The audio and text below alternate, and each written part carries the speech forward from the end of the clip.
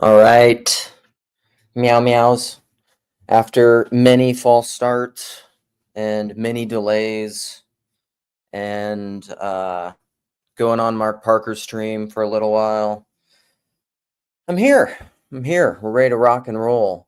You can see Neil's here, back in the saddle. Neil, how tall are you? Can you share this personal information? Neil and I are similar heights, I would say. Is he Italian? I hope so, because that's only the Italian shall be saved. All right, the main subject. I don't know how long I'll talk about it, depending on how in depth I want to go with it. How much riffing. Back from Midwestuary, and there's been a lot of post Midwestuary talks. PBK's been talking about it a lot, highlighting it. Annie Crawford went on the Theology Pugcast.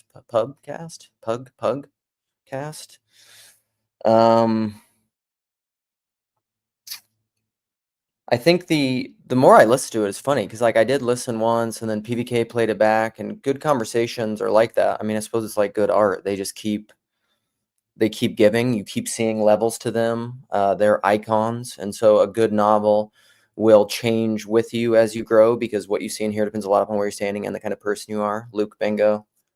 And so as you change and grow and evolve and become a same but different person, you will see different things in a good work of art, because you are standing at a different place. You're in a different place in time.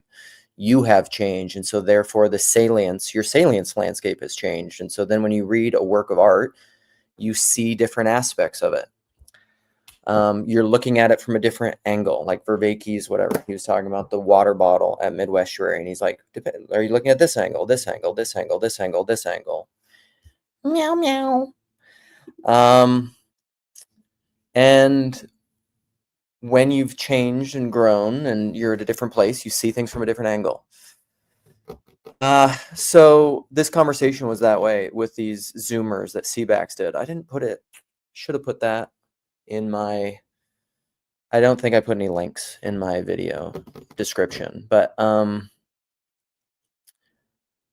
they had a lot of great insights on it. One of the things that I wanted to talk about and bring in is I was listening to PBK has released just part of it, but he had this conversation with PaulAnleitner, which I have not finished yet.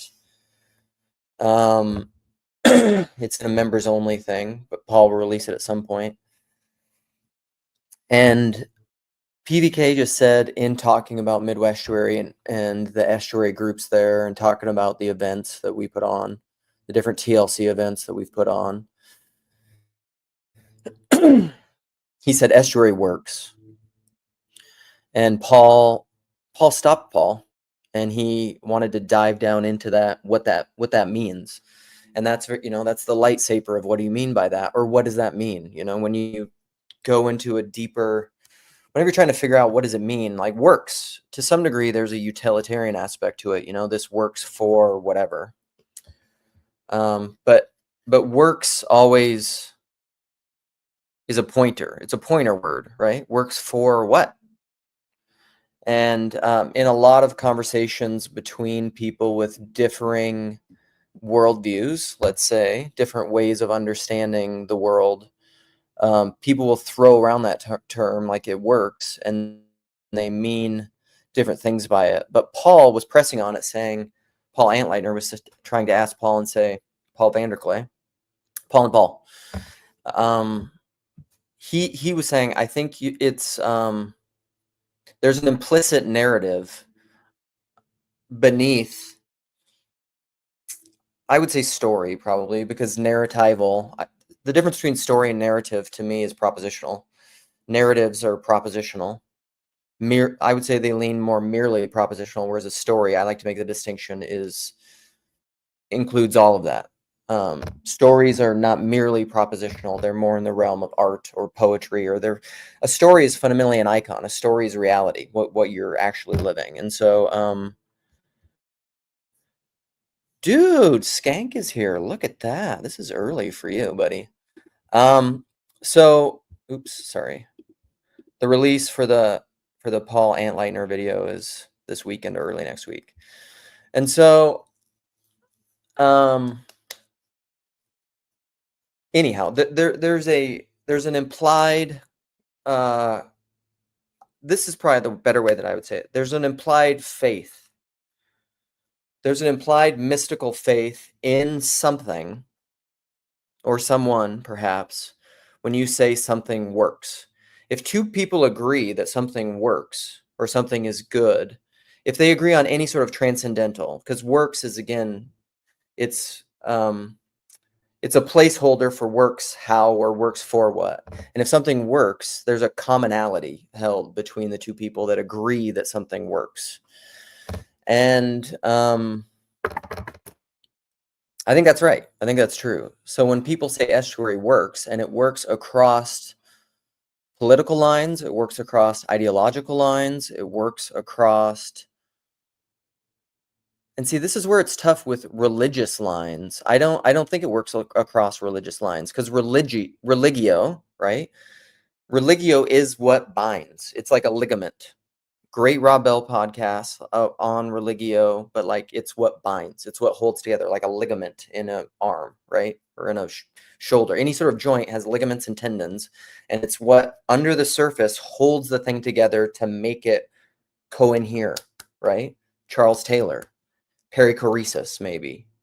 Communion, unity of difference, because that's a big thing in Midwestern. You need actual difference, like your forearm and your upper arm, sorry. And so there's two separate things, but in order for them to cohere, they need religio. They need something to bind them, to hold them together. And so I would say if anything works, so like if estuary works, they have a common religio. I would say, kind of like in a tautological way, they have to. Because they're bound, they're working. In order to have togetherness, communion, unity, you have religio. Do you have confessional religion? No. And this is where I think Peter Rollins comes in. Dude, torn your ligament? How did that happen? That must have happened after we hung out that night at the Hilton bar and exchanged shirts. And I still have not. Perichoresis. Come on, Anselman. You know what I'm talking about. Perichoresis. I don't know how you spell it, but perichoresis and coherence is the same thing, but it's essentially, let's look it up. Look it up. I knew it was an E. I spelled it wrong. Okay, we're going to share screen. Perichoresis. It is the relationship of the three persons of the triune God to one another. Jacob, cover your ears. The first term was first used by the church fathers. Oh, look at this. It's a circle, and it's wheels within wheels, and it's revolving around as this central, it looks toroidal. It's like a torus. Weird how that model, the symbol of the torus is just kind of everywhere. We'll be talking about some toruses in here. As a noun, the first appearing is in writings of Maximus the Confessor, but the verb perichoreo is found earlier in the work of Gregory of Nazianzus, the theologian. Yeah. Who extended it to the interpenetration of the three persons of the Trinity and became a technical term for the latter. Wow, look at that word. Circumcision is a Latin-derived term for the same concept. Anyhow, perichoresis, coherence, relational ontology, communion, where the two become one, religio. For something to work, I think you have to have religio. That's I think for it to work. Now, working also has like a time frame, a time scale. Works for how long? For just a period. Works, time comes into this framing. But here's what I want to bring in: Karen Wong, talk a little bit more, look at some comments, and then I'm going to open this up for discussion. So Karen has this thing. I'll pull it up because I put it on X in my thing. Come on, Risto just replied to me on X and says he finds Rollins boring. Lame. Okay, so I said here. So yeah. So in a sub post to my live stream post, I said, this is Karen's question, right? And I tagged her with it, right? What have you, let's zoom in so we can see what we're talking about. What have you studied so deeply that you've realized there is no bottom? It's a great question. So like Karen, it makes me think of Karen, her illustration at North Estuary where she talked about, I think this is how it initially came up, but she loves to ask this question to all sorts of people that she interviews. But she was taking does art. She's an artist. She was taking a pottery class, I think, and she had her teacher did this experiment where he graded the students. They could choose at the beginning of the semester, study period. They could choose to either you get graded on how many pots you throw. So like how many pots you make. Just make as many as you can, higher grade. Or you could get graded on making the best pot possible. And she said, guess who ended up actually making the best pots? What worked? What worked to make the best pot? Making the most possible. So in the ritual, in the discipline, in the doing it as many as you can, in failing many times, you ended up throwing the best pot rather than kind of staying stuck in your idea of the perfect and maybe having some procrastination, being caught up in your head, I would think about like how to do things right rather than just going in your body and just working through it. You ended up making the best pot by making the most possible. And so pottery, throwing pots could be a subject that you've studied deeply enough to know there is no bottom of it. I got together with a local friend recently, and I was saying this is part of my own intellectual deconstruction, not actual faith deconstruction, but the doctrine of hell is that for me. I have gone up or down many different spirals studying the doctrine of hell to realize there's no end to that subject. You could study hell forever. But I think what is also kind of hidden in Karen's question is that for people who've studied all these different topics, whether it's art, whether it's coffee, whether it's mechanics, like auto mechanics, whether it's the doctrine of hell, whether it's fill in the blank, milk, whatever.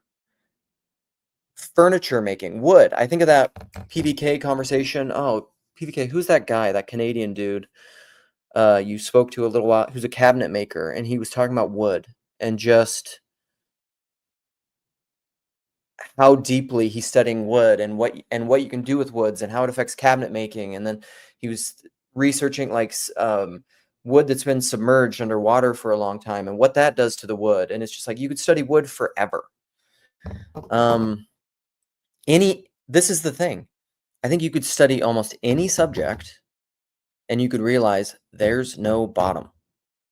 It's an icon because anything that exists is an icon where it has both, it presents to you an appearance, a salience, because you look at it from this angle and then this angle and this angle and this angle, because as you're changing and who you are, you're seeing different things. But that's infinite. You could look at something forever and realize there's no bottom to it. Okay, well, there are implications to that. I think one of the implications to that is that that's related to the incarnation. Also, ooh, look at this. Grab a cup of Joe, coffee, skateboard shop, 2 bottomless practices meet. I have one of those in Minneapolis. I'm trying to think what the name of it is.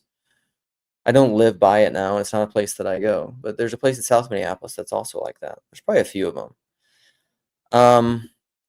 Yeah, and it's related to this. Everything participates in the eternal logos. Well, that's part of Christian metaphysics and theology. Logi, anything that has being at its center. I mean, I think Hezi would call it like, I don't know, in Judaism. I know Donnie's here. Donnie, you could make me speak to this.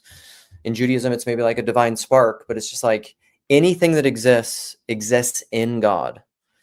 And at its center of it, this is where I think of like little big, fairy, infundibularity.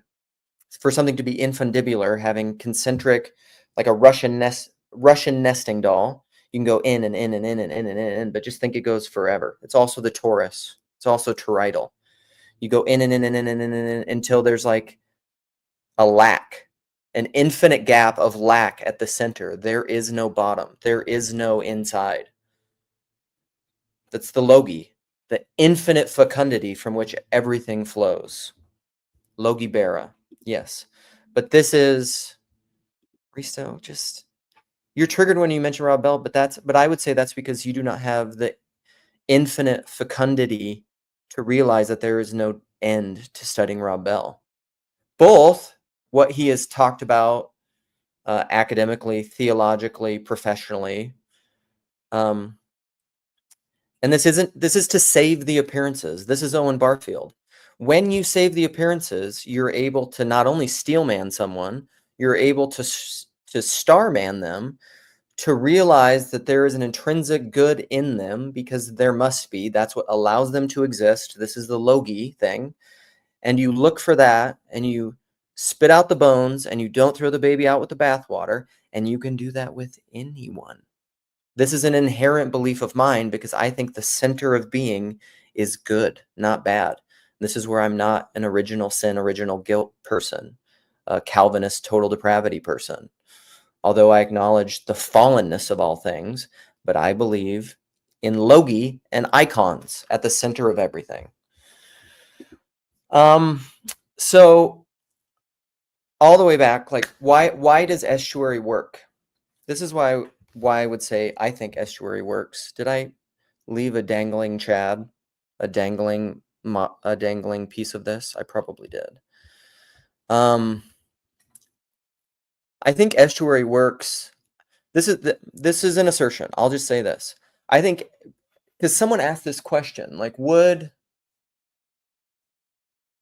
I think this was in the Zoomer conversation. They asked the question, like, if you had Andrew Tate in an estuary, would it work?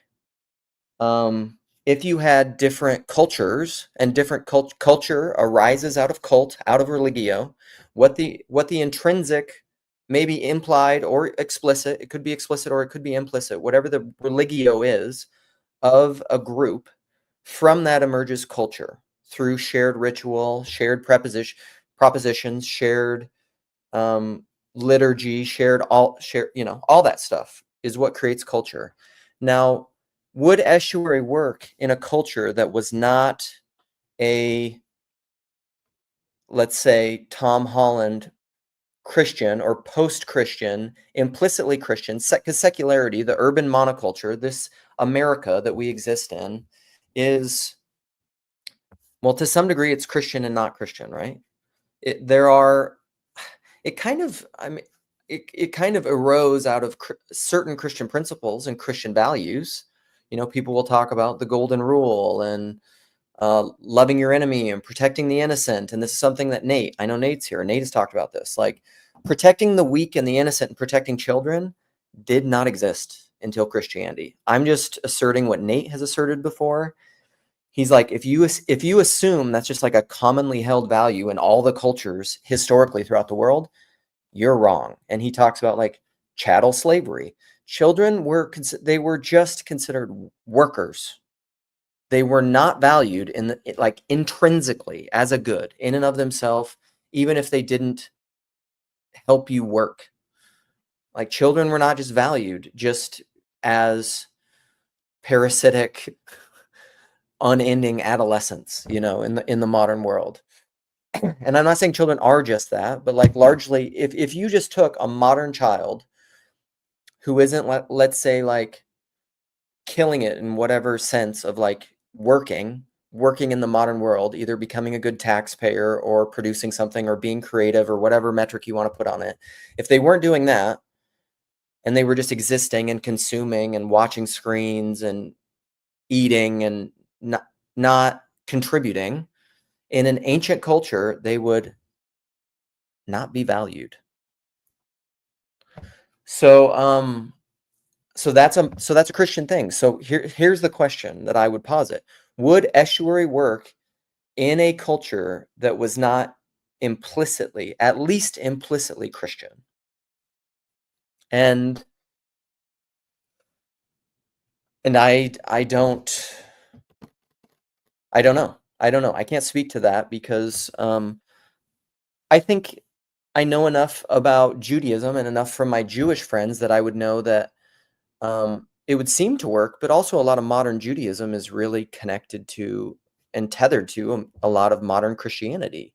Even the way, from what I've heard, even the way synagogues are run and churches and post, Second Temple Judaism, it has a lot of similarities to Christianity. And so, like, what cultures are capable of valuing free speech and common sharing in such a way as to where it won't collapse um, into violence, essentially? Like, what is the kind of space that can sit around and share ideas with people where we have strong, passionate disagreements about it, and values, as Jordan Peterson says, values the ability to have ongoing conversations about things which we disagree, and considers that to be an inherent good, not just merely colonizing the other to your own perspective, which I would say is ideological possession. It's assuming you're right. It's a kind of bulverism. What is the kind of culture that can have a space for that?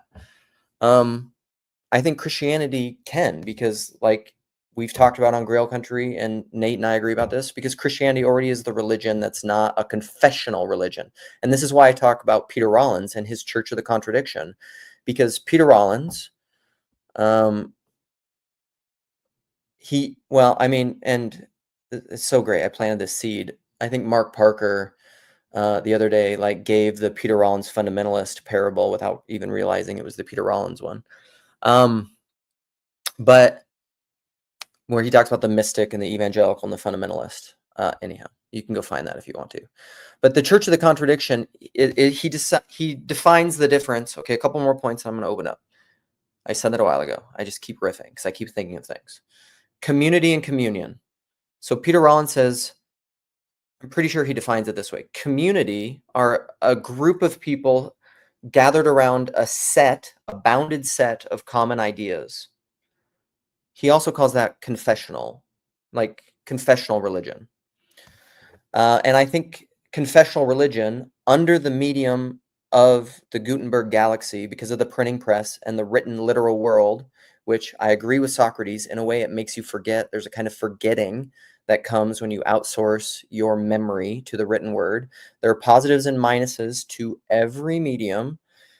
YouTube, oral culture, spoken word, video has certain benefits and certain weaknesses. All mediums are going to be that way. The only medium where there is no latency between the medium and the message is Christ in Me, the Whitestone name, Marshall McLuhan. Christ is the one place where the medium and the message are one. That's what McLuhan says. Now, the interesting thing about the universe as a torus and as with logi everywhere is that everything is relational and relative, but not arbitrary. So what that means is that in any medium and at any time and at any place, Christ can manifest, because Christ is present everywhere where there is being. And so even in a medium that I would think that has certain deficiencies, so this isn't a prescription for any particular medium, but it is saying that in any medium with its strengths and weaknesses, Christ can manifest. That would be my assertion. And so like, although, and I've had these debates with many people, and I would say like writing is going to make you forget. I agree, it will. but writing can also make you remember embody in the kinds of ways that are very good. I have had that experience with many books. Books have changed my life for the better. But that's not a universal prescription for them, as if they are just good. The written word is just good.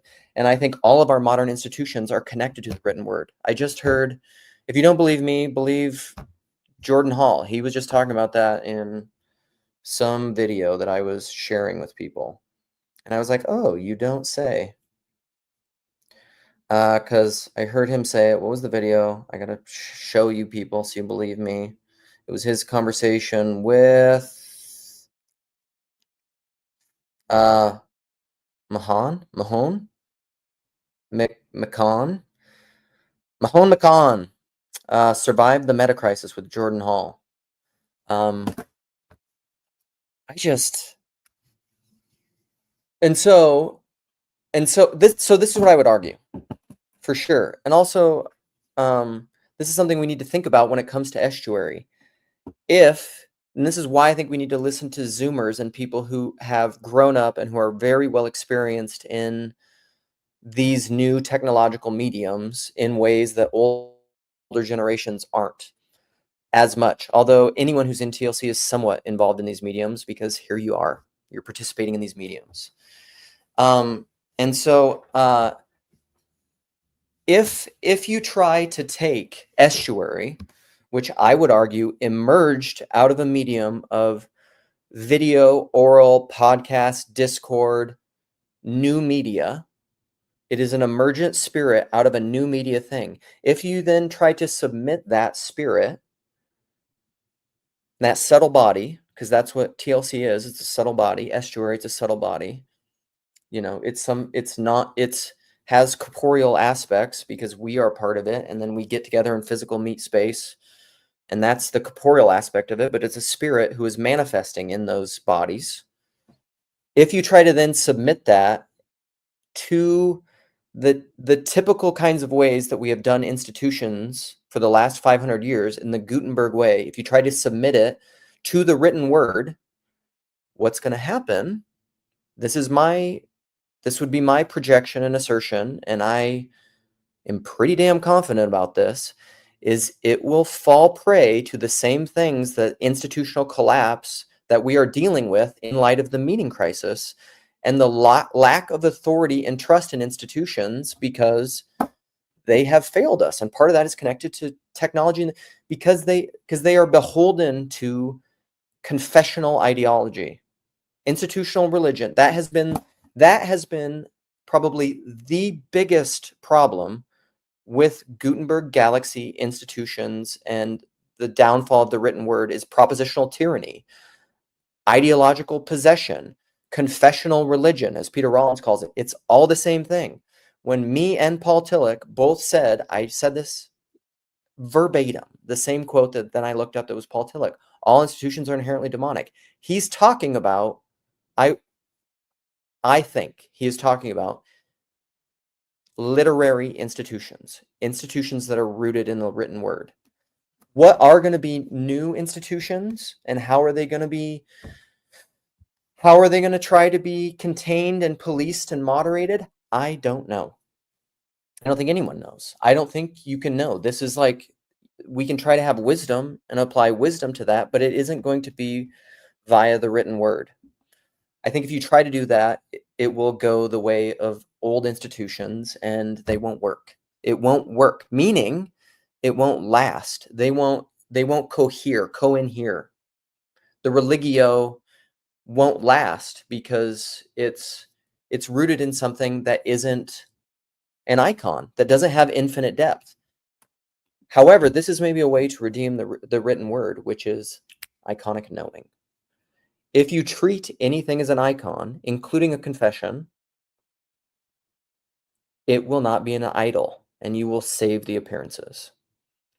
If you realize that words are polysemous and they have multiple meaning, and what you see and hear depends a lot upon where you're standing and the kind of person you are, and you read a text with that faith, with that belief, with that knowledge, then the text doesn't become a static thing that divides confessionally into like, are you in or are you out? Because you realize it's not a static bounded set. It's a fluid thing. And there's relativity to that because there's a relationship. It doesn't mean that it's arbitrary and the words don't mean anything. Of course they mean something. Words have to mean, they have to have a relative degree of meaning, or else it's completely arbitrary and we're in an absurd world where there's no point in talking about anything, because words have no realm of meaning, no field of meaning, perhaps is the best way to say it. And so those are my big questions. Like, does Estuary have to be implicitly Christian for it to work, to cohere? Does it have to be Christian in name only? I'm gonna share this with, if anyone knows, I will share this with my friends who do not self-identify as Christian. And also I hope that you can understand that like self-identity is not the fullness of your identity. So like labeling yourself a Christian, and if you think that that is again a static thing that doesn't have an icon, that doesn't have relation to everything else in the way I've been describing, if you just absolutize your self-identity, you're being a confessionalist within yourself.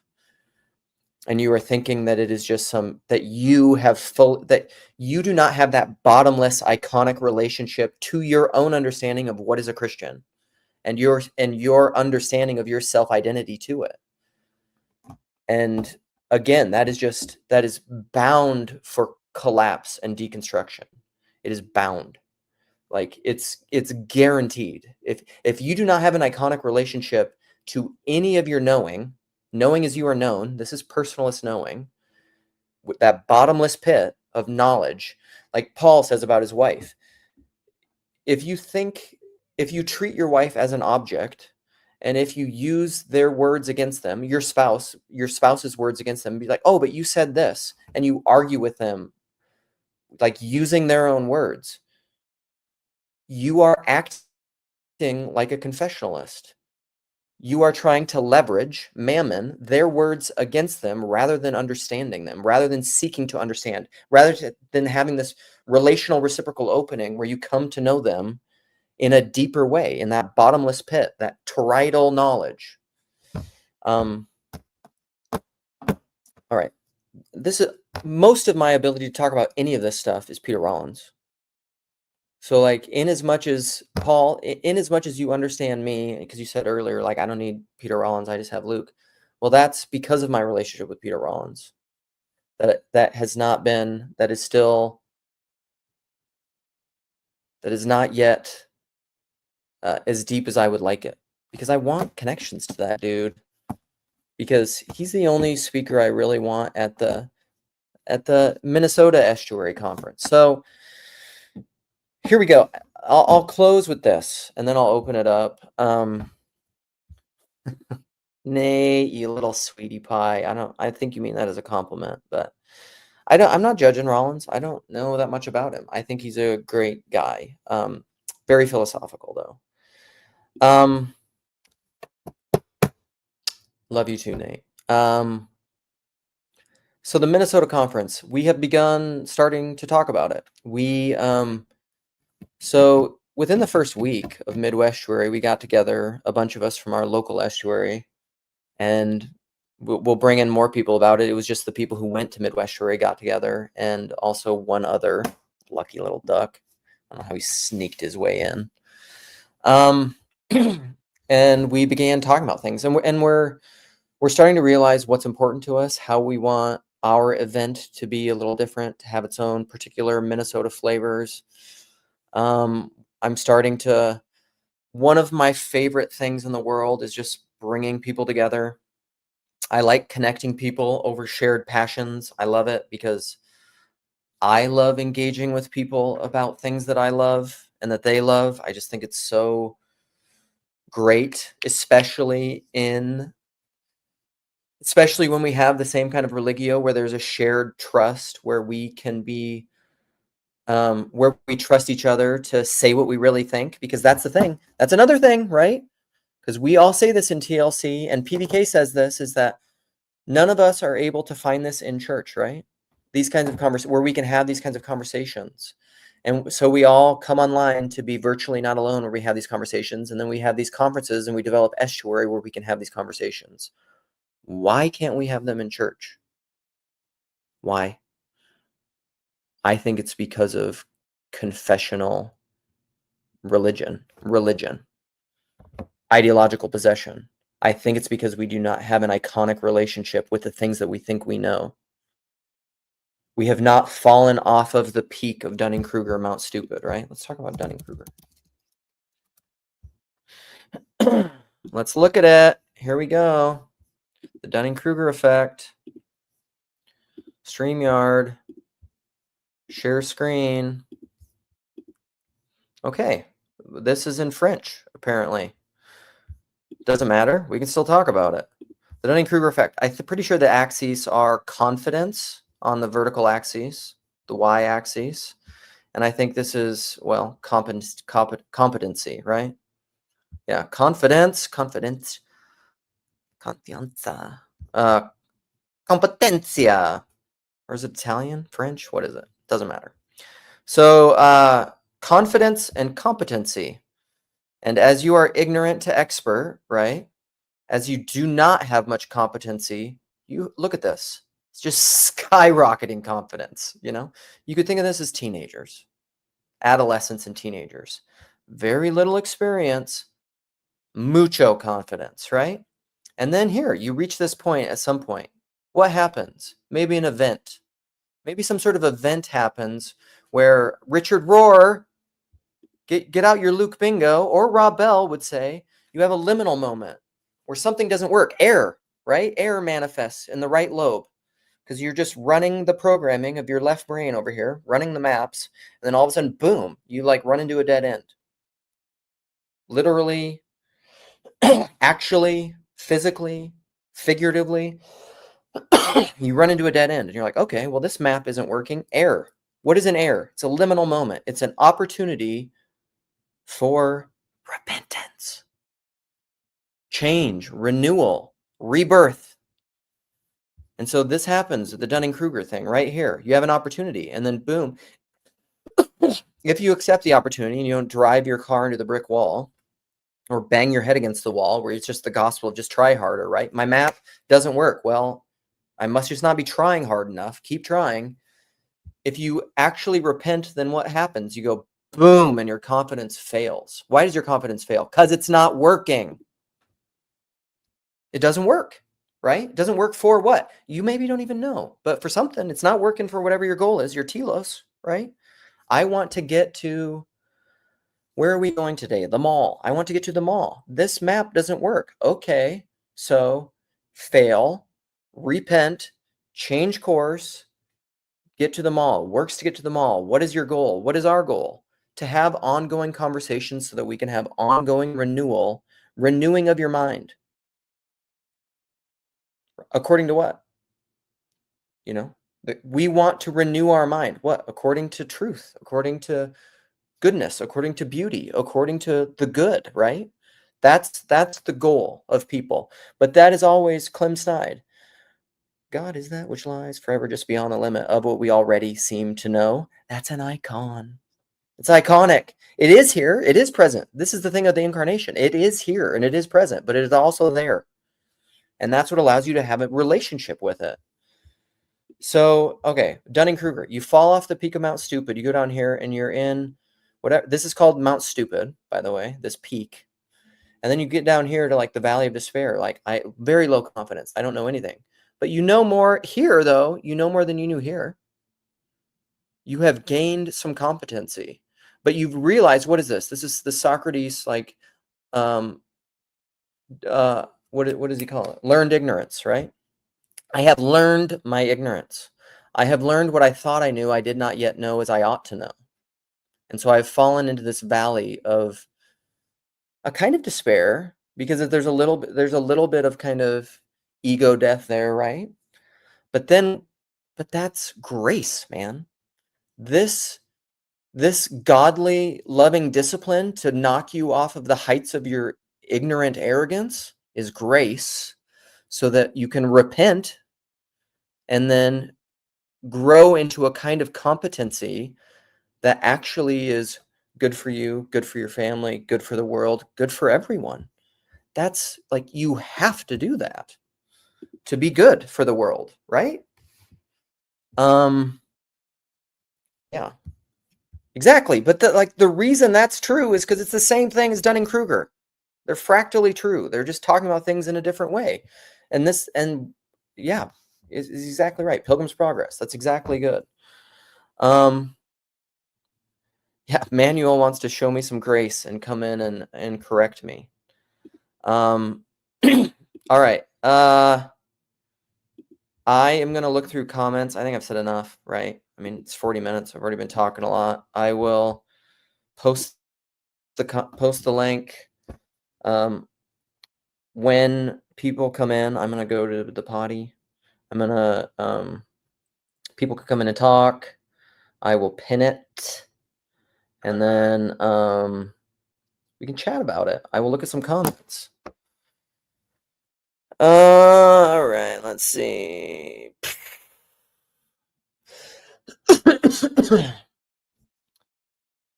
Manuel, good to see you. Good to see you.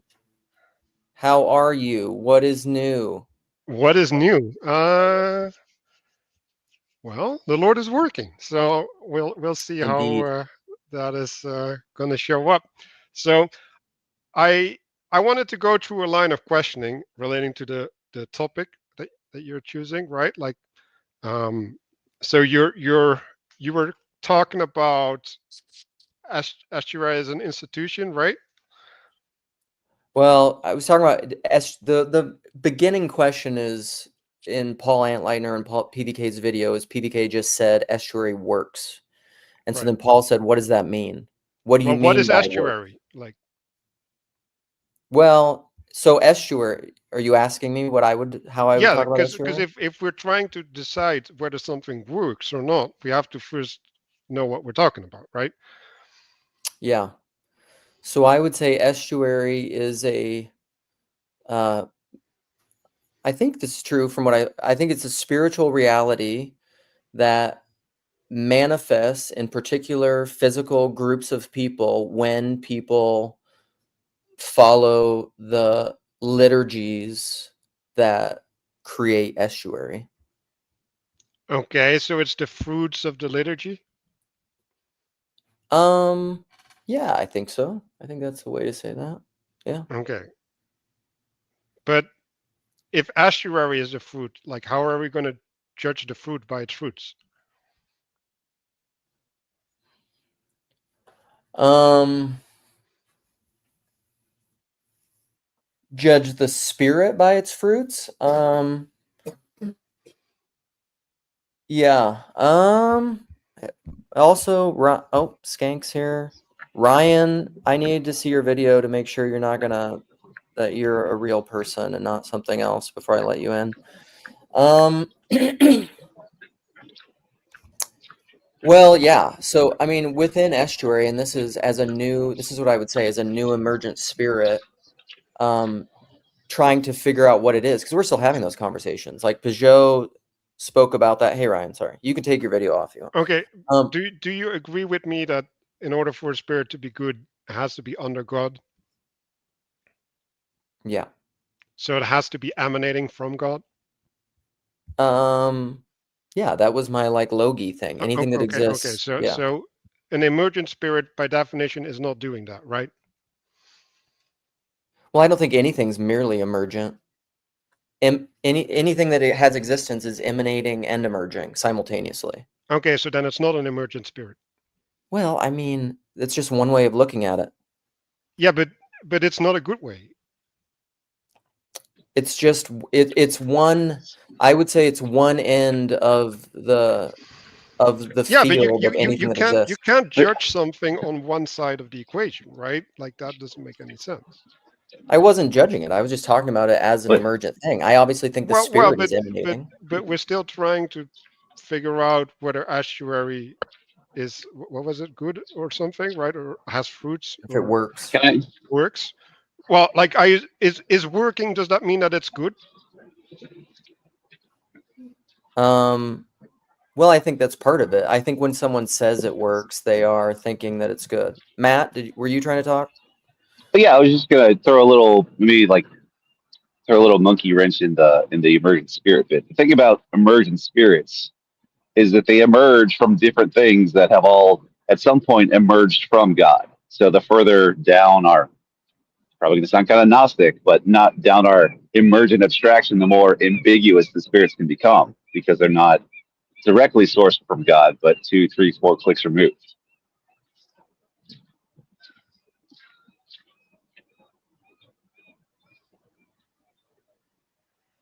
Does that tracker make any sense? Yeah, I wouldn't phrase it that way, but yeah, it Yeah. makes sense to me. Like when when there's more chains, links in the chain, right? It's harder to Hmm. trace it back to the origin, right? So that Yeah. gives more confusion. Yeah, Yeah. sure. Or I think this is diffusion. what That's makes a better me word.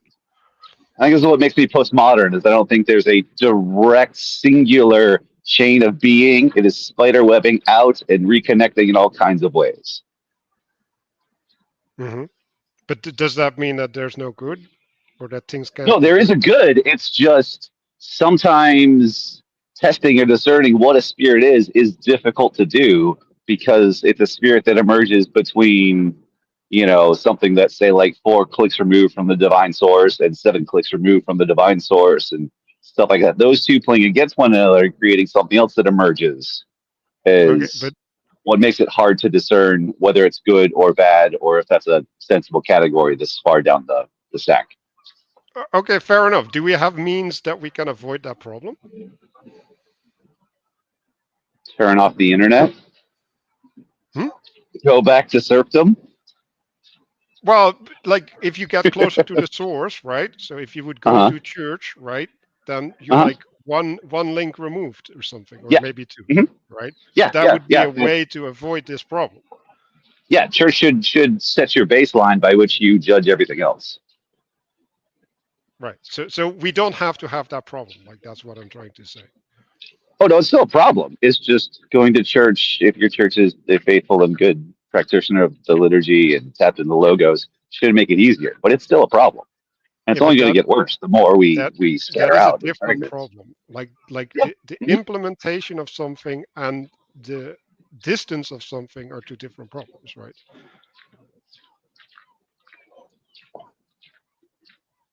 Yeah. Sure. Okay, so we can avoid the distance problem while still having the implementation problem, right? No, you can't avoid the distance problem. That's the fundamental feature of the present age of decay. Like Like we can't avoid. you just said that there's a You sliding can. scale, right? Uh-huh. Uh-huh. Yeah. Right. So if you go up the scale, like you have less of the problem, right? Like so you can avoid that problem. Yes, but I think the nature of our day's fragmentation makes it much more difficult. So I think Okay, that but you can still fragmentation. avoid it, right? Like No, I I think we're understand that it's I think we're difficult. quibbling over the word Okay, avoid. okay, okay. We can't talk over So each other. That's a yeah, rule of my sorry, streams. If we sorry. interrupt, you get a warning. If you do Yep, it twice, I'll give you another warning, and then we'll just kick you. yep. We're not gonna interrupt. Okay, thank you for All setting right, the rules, Ref. All right, go on, Martin. Manuel, sorry, Manuel. Oh, my so phone is small. I'm trying to point out, right? It's like we don't have perfection. We don't have access to perfection. Like I come in Hmm. with grace, right? Like like Luke was pointing out that we need to have the correction, right? To deal with the imperfection, right? And we get as close as we can get, right? So let me just like lay out my case, right? Like how we would judge estuary, right? So first of all, in order to judge anything, we need to uphold a standard, right? Because if we don't have a standard, we don't have a reference that we can judge it by, right? So in order to have a standard, we also in that standard identify what the thing is, right? And whether it is fulfilling or living up to that standard or not, right? So um, that is the way that I would approach this, right? And then to go into, well, like yes, the more that we remove things from God, right, by having layers of interaction in between, right, the less easy it is to judge, right, because like how do you even set a standard at that point, right? But also the less likely it is that it will do a good thing, right? So then a way to resolve that is, okay, well, we have a purpose, right? We have a purpose that is under God, and as long as we instantiate something that is meeting that purpose, right, under God, right, because it can meet the purpose outside of the will of God, then that would be a good thing, right? Okay, I have some thoughts on that, and then Skank can join in if he wants, and then I want to hear from Ryan, because Ryan hasn't spoke at all. What I would say is you have to have an iconic understanding of your standards, or else they will turn into idolatries. Because if you don't, it will turn into an idol, and you will fall into what I call confessional religion, which isn't really religion. It's idolatry. Mm-hmm. Well, so the way I conceive of standard is it's something that stands, right, and that people organize around, right? So it informs the organization around the standard, right? So it, but it is you use the word religio, right? I don't think religio is the right word, right? Like it's the standard that you return to, right? The standard that you reference, right? Religio is a means of doing that, but it's like it's missing. Like no, the standard is the source, right? Like it's the connection between heaven and earth, right? Because that's what it is. It's standing up, right? It's reaching into heaven with its head, or at least trying to, and then it's grounded in the earth, right? And it's upheld, right? Like you can look at a staff, right? Like a staff is a standard, is upheld by people, right? And as long as you hold on to that standard, something will manifest around that standard. Yeah. Hey, So it's so living. Ryan, do you have thoughts? You want to come back and do some thoughts? Yeah. Well, it's good to be here. Um, it seems like the discussion seems to be centering around two questions. One, how do we test the spirits, which I think has been an ongoing question and since the conference. But then also more directly to your point, Luke, is the confessionalism. I'm hesitant to throw out confessionalism completely. It almost feels like we're throwing the baby out with the bathwater, at risk of sounding too Christian. It's people first have to understand what they're joining to then have a relationship with Christ, with the Logos. So it's setting up those parameters of this is what we believe, and then hopefully those parameters are just that, like that you can then have a real relationship with Christ. Right. The problem is again, this will come to the idolatry thing. Like if a confession is an icon and it is both willing to be, and so as an icon, that means you're going to change the way that you see it. And confessions by their very nature are going to have to change because they're syllogistic and propositional. Mm-hmm. They're not mystical, because if something is mystical or poetic, it's going to be able to natively and change, because that's intrinsically baked into what that poetic mystical thing is. Because like even if I was talking to somebody about this the other day. I got together with a buddy, and we were talking. He asked me about some of my church journey and things, and I was saying, like, even if the conversations, like say around like the Chalcedonian Nicene Creed that we say at the Orthodox Church, when you like, that's a confession of a kind. It's a symbol. They used to say it's a symbol of the faith, which is like heaven and earth. And so that's something that you're kind of united around. But it's also interesting that you're baptized before you ever say the creed in the Orthodox Church, which is an interesting liturgical little tidbit that my priest told me about. But then once you're into it, like, I think you could have ongoing discussions forever. I think the Neo-Chalcedonians are actually having those ongoing conversations of like, what does it actually mean? Just sit there and go through the Nicene Creed and then have a conversation with someone about what it means. It's like the Bible. You're going to get you're going to get huge arrays of what those things mean. Like, what does it mean to be eternally begotten of the Father before all ages? But like when you start going to like a confessional Baptist church that I used to go to that says something like I was just saying, one of my deep bottomless pits of things that I've studied is the doctrine of hell. But when I've gone to churches that explicitly claim to affirm an infernalist eternal conscious torment thing, I can't do that. You're automatically precluding me from something that I can't participate in because I don't believe that. And I would also argue with like the Dunning-Kruger thing, you probably don't believe it either because you probably don't understand it. But I'm going to have to push back a little bit, right? So when you look at a standard, right, like you have to name the standard as well, right? Yeah, I mean, okay. So if you name the standard, then that also means that if you say you're under that banner, right, that's flying on the standard, then that means that you're professing something, right? You're confessing something, right? Yeah, and depending on what role you fulfill in relationship to the standard, right? Like maybe you're a commander, maybe you're a flag bearer, maybe you're like whatever, right? The meaning of that standard changes depending on the office that you fulfill, right? But the meaning of the standard also changes depending on where you are in life, right? Like those two things change your relationship with that standard. But that doesn't mean that the standard changes. It doesn't mean that the name of the standard changes, right? So I'm confused why you're articulating this as a problem, right? Like it seems like a feature, right?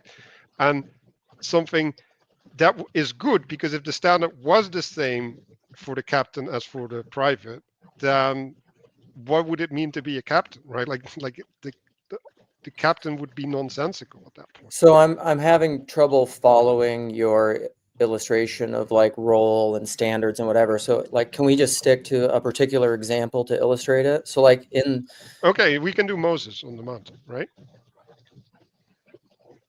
Okay, how does that apply? Well, Moses came down with the standard, right? Like the law, right? Right. So he has a relationship to the standard, right?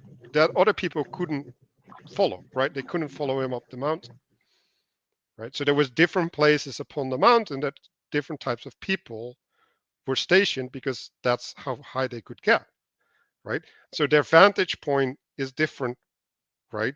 Depending on where they stand on the mountain, but the vantage point is also different because they have each their personal perspective, right? So the way that they're going to perceive what's happening is going to be personal, right? So right.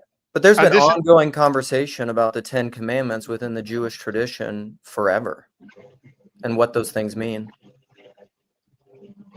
I mean, that's what the Talmud. Well, but they're not. Yeah, but the conversation is about implementation, right? Of course.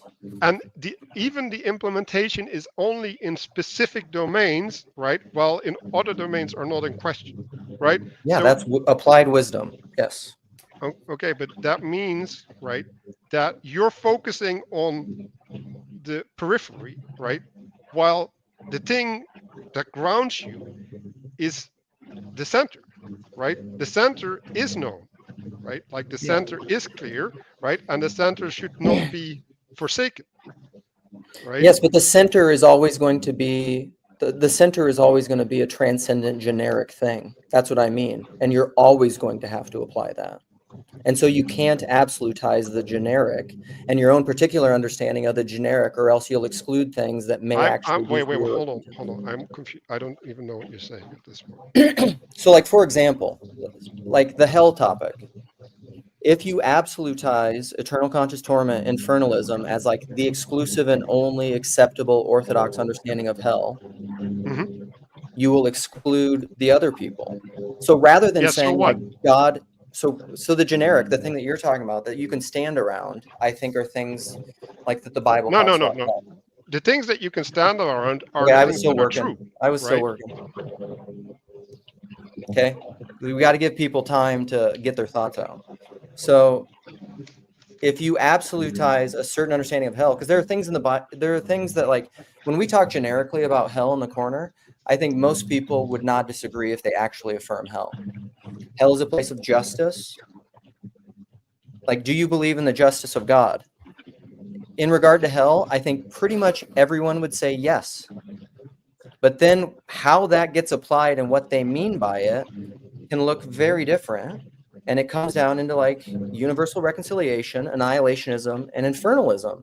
And I think those are all, like, in the Orthodox Church, and as far as I understand in the Catholic Church, somewhat, although I don't know as much about Catholicism, because some people would say they've absolutized infernalism. But you need to leave space for people to have an iconic relationship to whatever that means for them in their particular spaces and times. If you absolutize it to say it has to mean this, then you're going to exclude certain things that you maybe do not have the wisdom to exclude yet. Well, but that is always true with anything, right? Sure. But that doesn't, like, the problem that I have with the way that you're phrasing this, right, is either that doctrine is true or it's not true. Which doctrine? Hell? But doesn't matter, right? Like, just the doctrine, right? So we can go with the hell, right? Either it's true or it's not, right? And so the truth of it is the thing that decides whether it's okay to exclude people or not, right? Because the truth is the standard of exclusion, right? Not our interpretation of the truth. So, Right. like, And there's going to be little particular instances of that. Okay, I want to make space for Ryan and Matt to come back in too. Yeah, thanks. Yeah, I have to run in a couple seconds, but the one piece that I would be interested in hearing more thoughts on, and this is, I haven't been around the corner a long time. This is my first appearance on any live stream. Is so I don't know if this person, how much this person has talked about or discussed, but Gavin Ortlund's theological triage, finding the right hills to die on.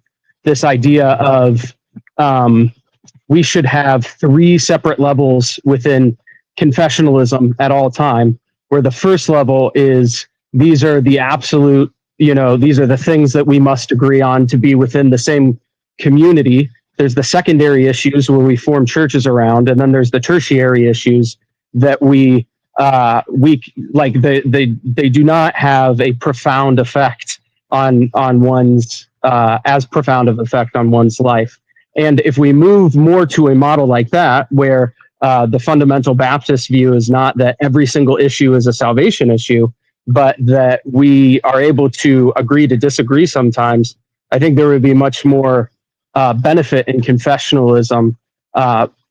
So yeah, I just wanted to throw that out there and get people's thoughts. And then apologies, I have to bow out.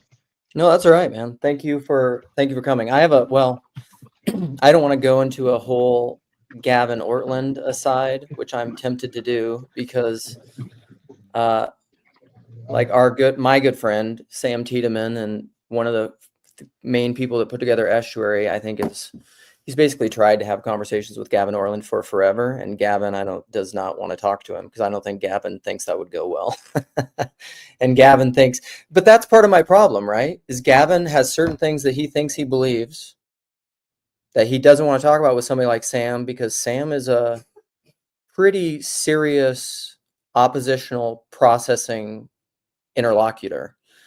And I mean, I don't know. I don't want to do a bunch of, but like Gavin is a perfect example of someone to me who probably should take a lot of the doctrines that he thinks are central and unassailable and unquestionable and talk to somebody who is a smart, good man who disagrees. And maybe he would then have more of an iconic understanding and deepen even in his own understanding. I'm not saying he has to change his mind. Because like Sam and I disagree about the doctrine of the Trinity, for example, but I don't presume to know that I understand it in its totality, which is humility being like one of the chief things that is a requirement for virtue, maybe assuming that you don't understand everything perfectly. Okay, Mark, you haven't spoken, or Matt, you have thoughts? Go ahead, Matt.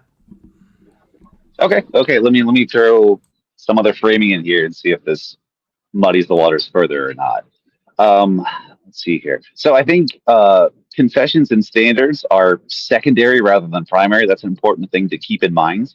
They're not the thing itself, but the thing that protects the thing. To kind of grab an image, Free William's been using a lot lately. He likes this idea, like Chesterton's got, like there is this mountaintop where the children play, but there's also this wall around the mountain that protects the children and enables their play. I think confession standards are that wall that protects the playground. And one of the big problems we have is we have made what is secondary primary because it's a really, really easy thing to focus on. It's a really, really easy thing to judge. It's a really, really easy thing to analyze because it is articulated. It's everything is spelled out, and so we can see where all the holes in the walls are or how we would have built the wall better. Let's see. Yeah, but I think it's enough to see for right now. I'll throw more in later, but does that help anything Yeah, at all? yeah. I want to respond to that a little bit. Yeah, go for it. So when you say standards, right, you're describing things that are written down um, by human hands. When I say standard, I mean the being that is sourcing, right? That is Okay. the standard, right? Hmm. So I'm not talking about anything that's written down because I believe in emanation, right? So you should reason from Hmm. the being, not and any like if you start Hmm. reasoning upwards, like you come into all the problems that you guys are talking about, right? But when you start reasoning from the standard and the adherence to the standard, then these things don't occur, right? So like I'm not experiencing a lot of the problems that you guys are seeing because I'm reasoning from the other side. The problem with that, I do agree that like the being as the standard is the center. But the problem is if we're all to circle around that being, we are all occupying a subtly different perspective. And so my articulating of my perception of the being is going to be like subtly, if not meaningfully different from your articulation of your understanding of the being. So we have more direct access to our articulation of the standard that we're hammering out together as a community, which is why we argue about that, because like, the being at the center is a little bit Ye- harder to see. And if our model is like for the being at the center that we all revolve around is the tabernacle in Israel, that being is doubly hidden from our sight, also both invisible and shrouded inside of a curtained box. So Yeah. it's a mystery at the center. So again, right, you're focusing on the problem, right? So you say there's different observations about the being, right, from our perspectives, but there's also shared, right? And so when we say we have shared observations of the being, then that means that they're universal or at least close to universal, right? So we can discount the particulars, right, and relate to the fundamentals and let the particulars be filled in from the principles. Mark? You're just more optimistic than I am. But I think Manuel, and what it seems like to me is just like you have the vibe. This is the feeling that I'm getting, and you can tell me if it's completely wrong. It's just like if everybody just did what I did, we wouldn't have problems. No, because I'm a sinner too, dude. Like, it's not So that how there does wouldn't. sin No, manifest in your adherence to the standard? like, it's not about not being a sinner, right? It's about having the smoothness, right, and in the adherence and faith in the standard, right, that allows for the sin not to become a problem, right? And so if we keep looking at the particulars at the at the failures, then we end up in this endless wandering after problems instead of building on the truth. That's what I'm talking about. So how does one do that? How do we practically adhere to the standard in the way that you're prescribing? Well, that means that you have to uphold the godly principles, right? Um, and that means that also that you have to have faith in the standard, right? Because if you can't believe, right, then you're gonna doubt, right? And then we're in the hermeneutics of suspicion, right? And if we're in the hermeneutics of suspicion, then we end up deconstructing, we end up arguing, we end up like I How do I you came do in. that though? Sorry. No, no, Because no, I mean, that no, you're no. speaking in generics. How do Yes. you do that? Well, I don't know who watched Jonathan. Oh no, Mathieu Peugeot, but he was talking about the accuser, right? And he was dealing with this problem, right? There's a good way to criticize, right? Mm-hmm. And there's a destructive, a diabolic way, right? Where it's divisive, right? And so in the Bible, it speaks about the spirit of Caleb, right? The spirit of that's different, that builds, right? And that spirit, right, is not uncritical, right? Because when you build, you have to judge your own structure, right? Like that it doesn't fall over. Like you can't build without judging, but it requires not letting up on the purpose, right? Like you're always in service when you're criticizing. Yeah. So I mean, just oppositional processing without division. No, oppositional processing is not in service. But Like that's by why I put on definition. without division. No. Oppositional processing is by definition not in service. Isn't that just the feminine? Isn't that what Mathieu Peugeot is studying? That's what the feminine does, is ask No, questions. but the feminine isn't in opposition. It's in union with the masculine. So so you're just kind of, I mean, I think I kind of am tracking with what you're saying. The oppositional processing is not, it doesn't apply because you're talking about the one seed, right? Or something. Like there's like actually one thing, one standard. Yes. Yeah. Okay. Yeah. So I think it would apply. I know you're not saying this, but when Luke asked, like if everybody, he said, what was it? If everybody just did what I did, we would all be okay. But I kind of like that because I think if God is real, if there is a life-giving spirit or the spirit of being, like if that is the actual thing we're trying to seek, then it would be one thing. So that would imply that there would be a way of finding God and living from a place where if everybody did what I did, we would all be okay. Because I mean, we say that about Jesus, right? If everybody did what Jesus did, we would all be okay. Because he was Yeah. living by the one standard or something. Yeah. Apart from the fact that I'm not Jesus, right? Well, they have to Yeah. fill up what's lacking in his afflictions in their own bodies. Yeah. And St. Paul said that.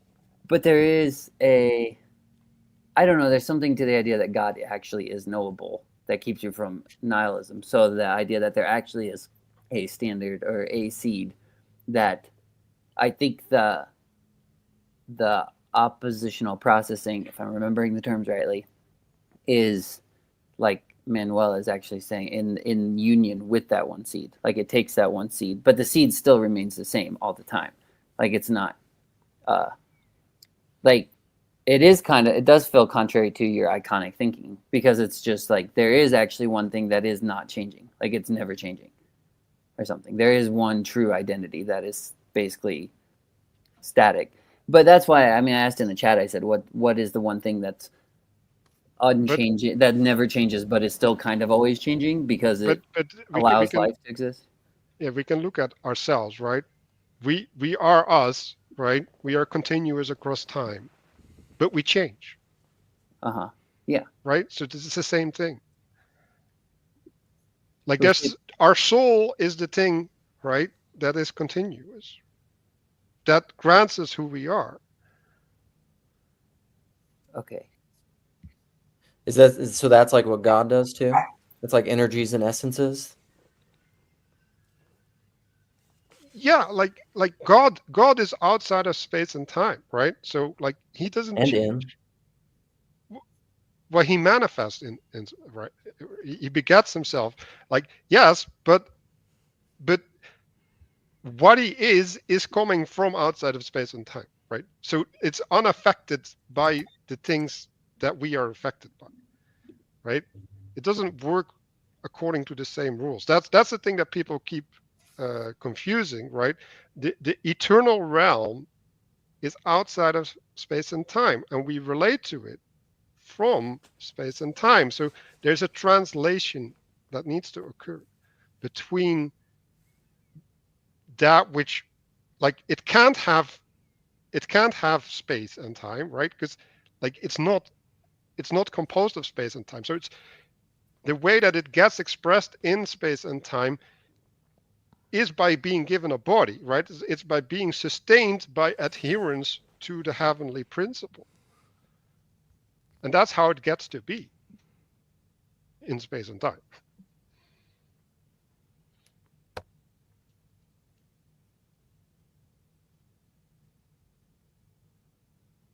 Yeah, I'm Mark, feel free to jump in if you have thoughts. You're maybe still just thinking. But No, I'm thinking, but go ahead. No, finish your thought. I feel like it's so what happens to me sometimes, like this stream is this way, and I don't know what to do with it. It's like I feel like I was cooking, vibing, inspired, energetic, and now I feel like I'm just dead in the water. Like I have nothing. There's no wind. Yes. Okay. All right, So let me go ahead. come into the boat, brother Luke. We can save you. Now, I think got sound. All right. No, I love this because I've been. This is something I've been chewing on, but coming maybe you were doing it in your uniquely Luke way, and I've been coming at it from a different direction. Propositionally, or with regard to religions, syncretism always runs into you can't syncretize religions. I mean, we try, people have tried, but we always inevitably fail at some level. And it's that, propositionally, Buddhism is distinct from Christianity, is distinct from Islam, etc. And within all of these, Catholicism is distinct from Protestantism, distinct from Orthodoxy, and keep breaking it on down, right? But why is it? This is something that's bothered me for some time. Why is it that I can be propositionally aligned with somebody and be in complete opposition with them personally? And yet someone I am propositionally not aligned to, say like somebody, we got Rod in the, I'm clearly a believer of some sort, and Rod's explicitly a non-believer of some sort. Yet we experience, I think I experience true friendship and close relationship with Rod, even though we are propositionally apart. And yet somebody I'm propositionally aligned to, I mean, there are demons hanging all over these people sometimes. And it's just anger, bitterness. There's none of the fruit of the Spirit. And to me, it's like, you got real problems if you're a Christian, you're not manifesting the fruit of the Spirit. And we can't fellowship. And so what I'm thinking in my mind is, what I think you're talking about is, and I'm still working on the language, obviously, but the propositions serve us, just as Paul said when in Romans, the Apostle Paul says in Romans that the law has its purpose. Even though it's powerless to redeem us from our to transform us or to deal with our sin, it still it's powerful as a tutor. And that is what the propositions within any religious tradition serve us at some way or level. But just as this, I'm sorry, this is going to offend some people, but just as the law is powerless to transform, so is Christianity, so is Hinduism, so is Buddhism. Ultimately, the real transformation has to occur at the personal level, at your you call it a personalist level, but I mean, within the being of the person must be transformed.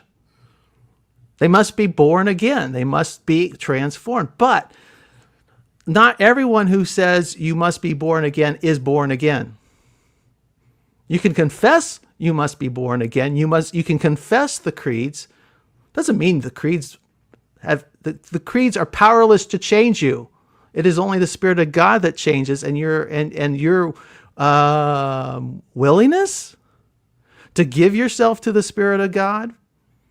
So I can actually be in full fellowship with a Hindu who is not confessionally a Christian, but we are fully aligned in spirit and in values.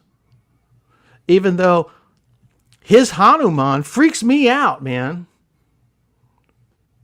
But he manifests all the fruit of the Spirit. God is alive in him, plainly by all appearances. And I can look at a fellow Christian who is full of hate and bitterness and anger and cruelty, and they are propositionally spot on. Am I communicating? Mm-hmm. Yeah, you're hitting me. Scott, you are new. I don't know that I know you. Do I know you? No, this is my first time calling into any of these things. Sweet. That makes my day. Love it. Thank you for blessing my stream with the breaking of the fourth wall. What are your thoughts, buddy? I guess my first thought is that the fruits are good. I mean, how many individuals are coming into this thing and being transformed by it? You know, I mean, I think that's where that eternal seed is being planted into all these places. It's been a blessing to me watching what you guys are doing. It's been, I think the most prescient thought I've had recently is kind of like the beginnings of the church following Christ. Like, we're entering into a new realm with all this digital stuff and how to handle it. And I mean, a lot of the videos I saw this morning about maybe the deficit that the kids are going to have with the tablets. And I feel like you guys are paving a road for them to be redeemed through it. Like, you know, I see it all the time with kids just can't sit and have dinner without having a tablet on, you know, and you guys are providing a road, a pathway for them to be able to come back. So, I mean, I'm uplifted by what you guys do. I don't get to participate. I'm a pretty busy dude. But when I get to look in, I'm renewed in my own walks by what you guys are doing. So, I mean, any kind of, I just wanted you guys to know that you all of you, I've watched every single one of you. I came in through Paul, looking for a more Christian viewpoint of Peterson.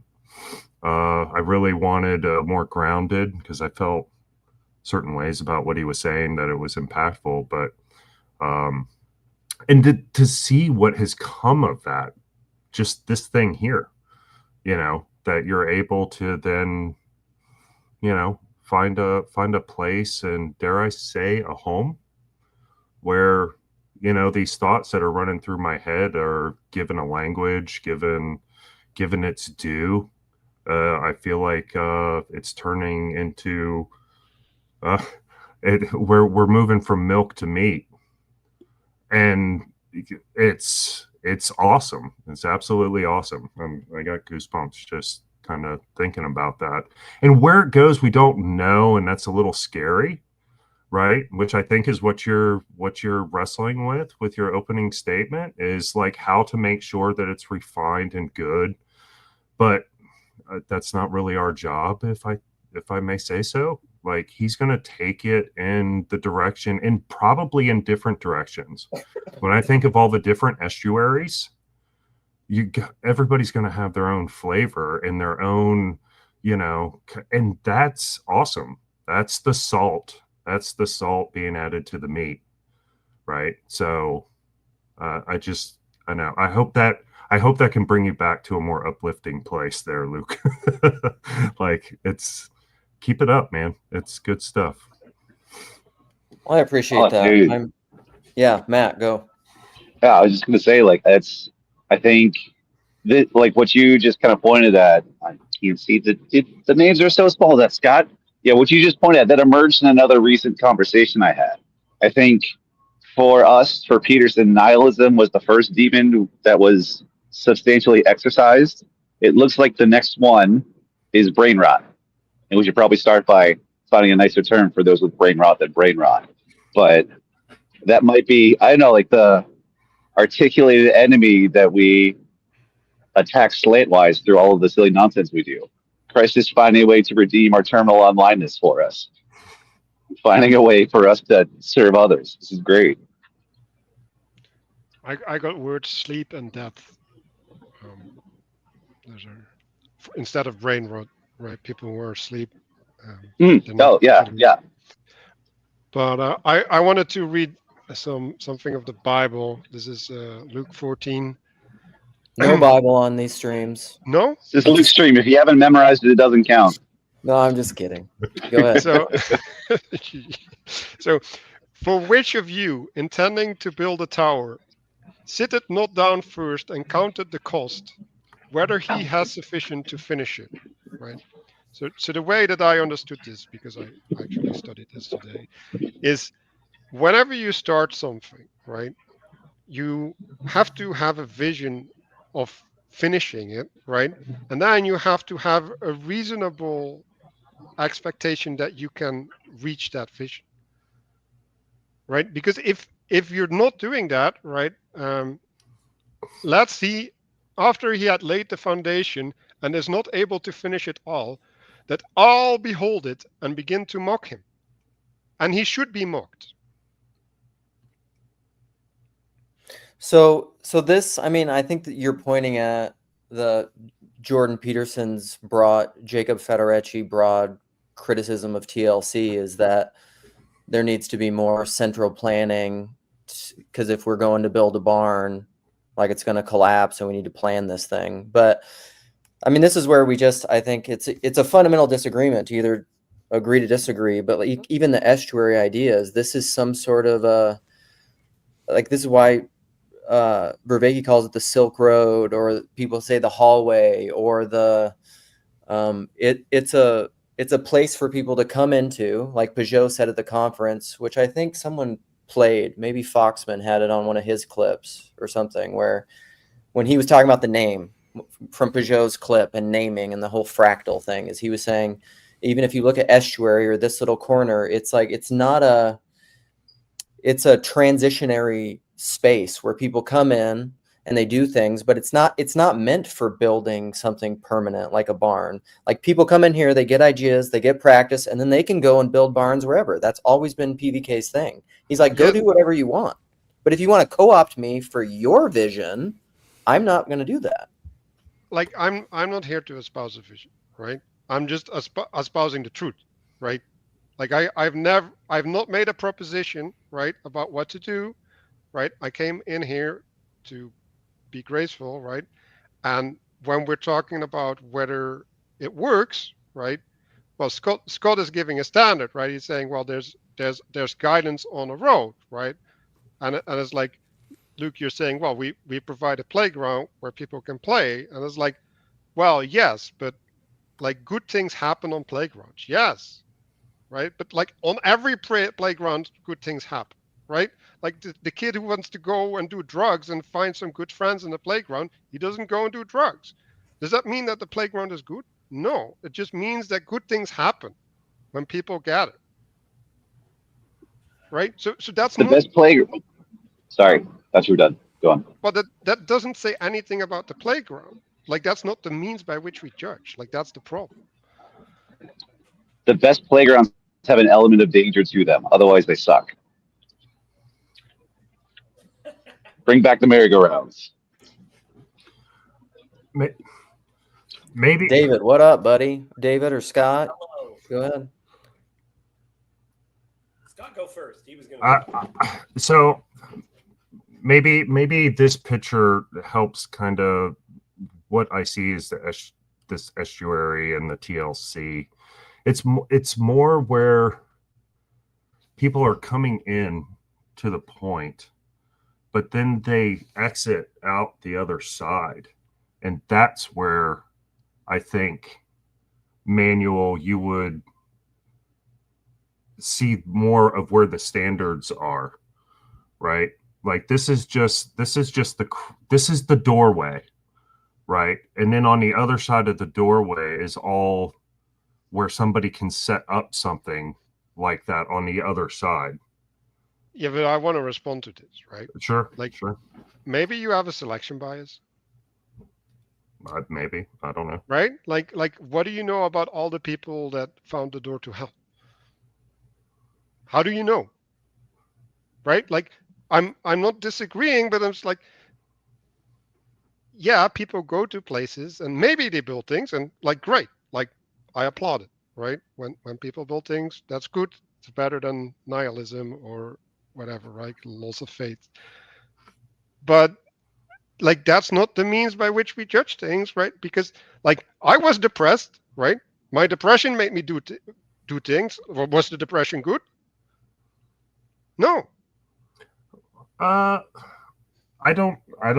So it's interesting you say that because I've been. I could have killed myself, bro. Like, well, I mean, you're talking to somebody that has some experience personally with that, and one of the, and this is probably getting way off topic, but just to kind of answer that is that.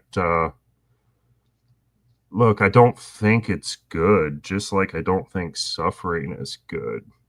But can good be brought out of suffering? Absolutely. yeah. Right? So, I mean, just to answer that little question, I have some experience with that. And Yeah, and really beautiful things. right.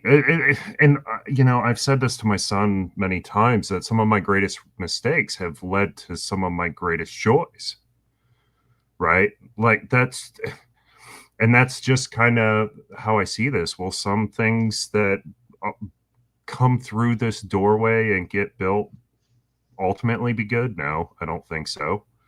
But it's an opportunity for good to come through. And I don't know. I don't. Paul mentioned something in one of his videos the other day where because he gets criticism for not actually taking a more, dominant role in how this thing is being shaped. But there's a certain beauty in just orchestrating just a little bit on the fringes to keep things inside the lines a bit. And then seeing what happens. It's much like how I've tried to parent. I don't want to make the decisions for my son, but I also don't want to let him go wildly off the rails. Does that speak to what you were saying at all? Yes, right. And like, first of all, I applaud anybody who makes things into goodness, right? So, yes. And maybe not me. I don't take credit for that, to be clear. Like that, all the goodness that has come has not been from me. Like I guess I want to have agreement, right? Is goodness order?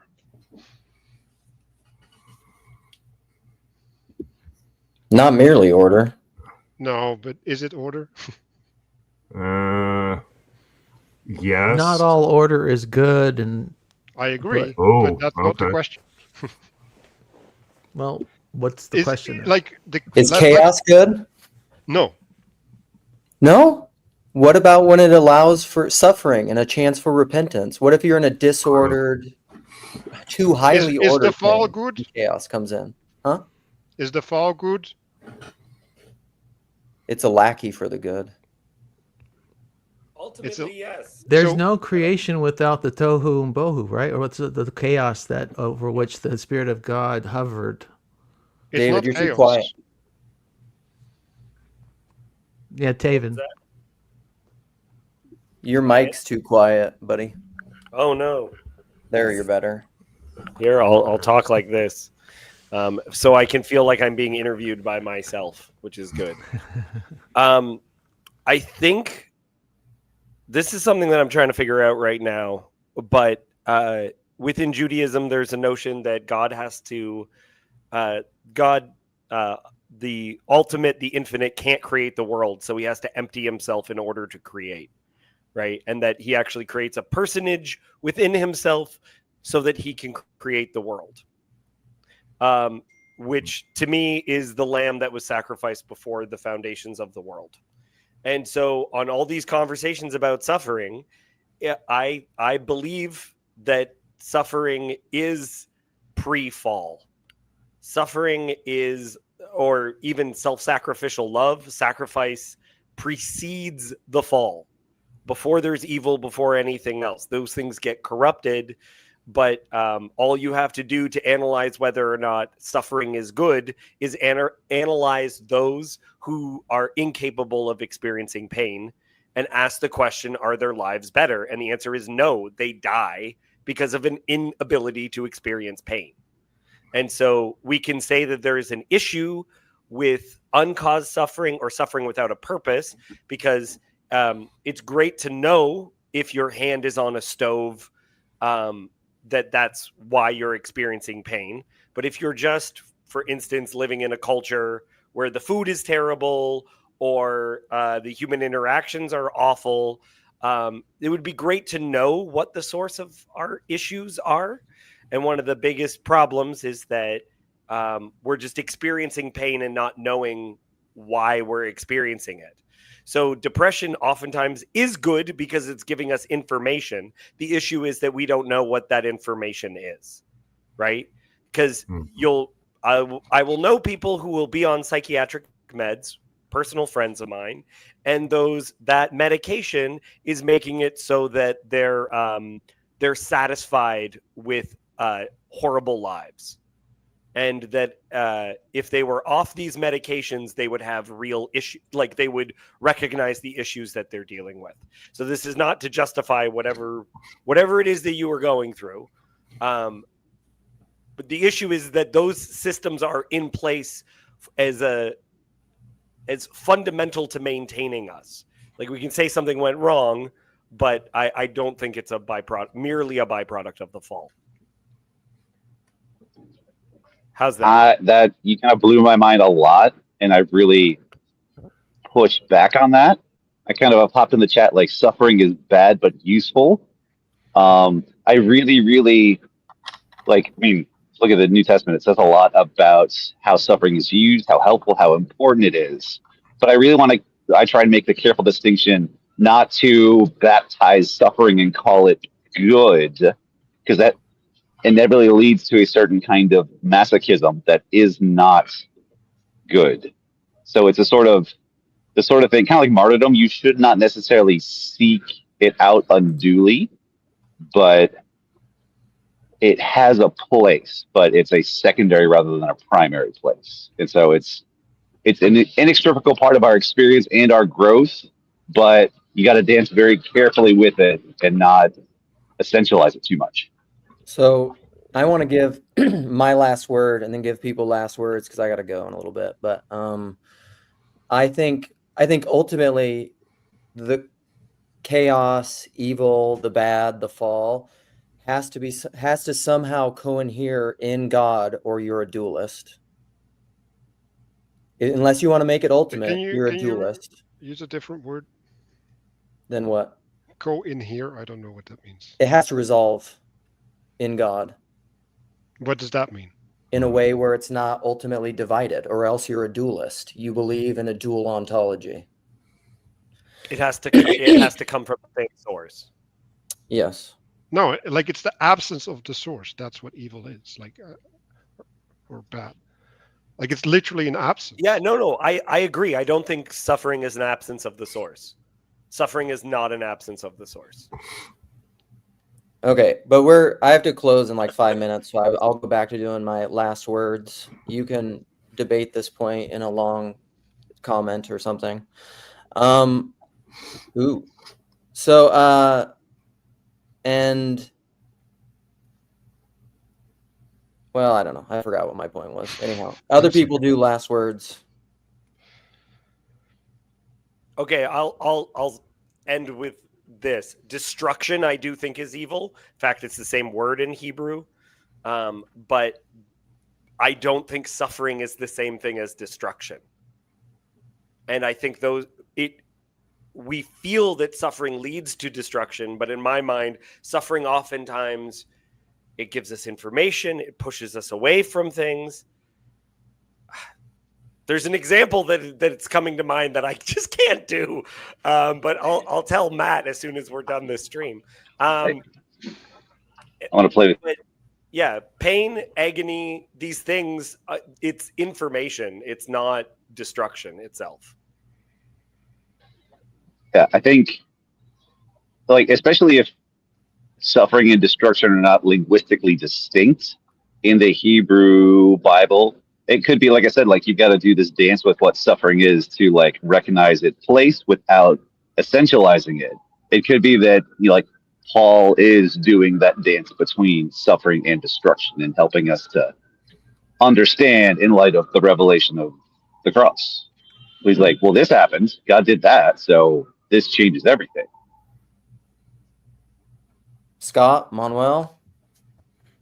Well, I want to bring it back to the topic of the stream, right? Like, does it work? It's like, I think when you're doing something, you don't know how to judge the results. You don't know what you're doing, right? And then you spend years and years and years discussing this stuff with people online. That's foolishness. Like, I don't know what else to say. It's just foolish. If you're doing something without, like, the ability to course correct because you don't know what the standard is, like, don't do that. Like, that's going to invite problems. Like, it has to. So for the people who are doing Estuary and they think that it's benefiting their life and it's a net positive and a good thing, you would encourage them to not do it? No, I would encourage people to set a purpose, right? A shared purpose, right? That they can gather around so that they can discern whether they are going towards it or away from it, right? And then they can judge whether what they're doing is good or not. Like, it's not more difficult than that. Well, I think they're implicit. Everyone's always doing that, no matter if they're consciously doing it or not. Satan is also a purpose. All right, Scott. I don't know. I think I'll just close it off with some gratitude. Thanks to all you guys for doing what you're doing. I hope you keep doing it. I think everybody has a sense of where the lighthouse is, and maybe we're kind of traveling through a foggy kind of time. But I think in general, you guys are moving in the right direction. And like I said, I've come to appreciate what you guys are doing. And no matter, I think God has a hand in it, and I think He's going to guide you all and keep you moving towards the safe harbor. And I can't wait to see what He makes of this. Stay malleable and let Him form you guys the way He sees fit. Keep it up. Beautiful last word. All right, guys. Thanks for coming. Until next time, leave your comments and see yas. Bye, everybody.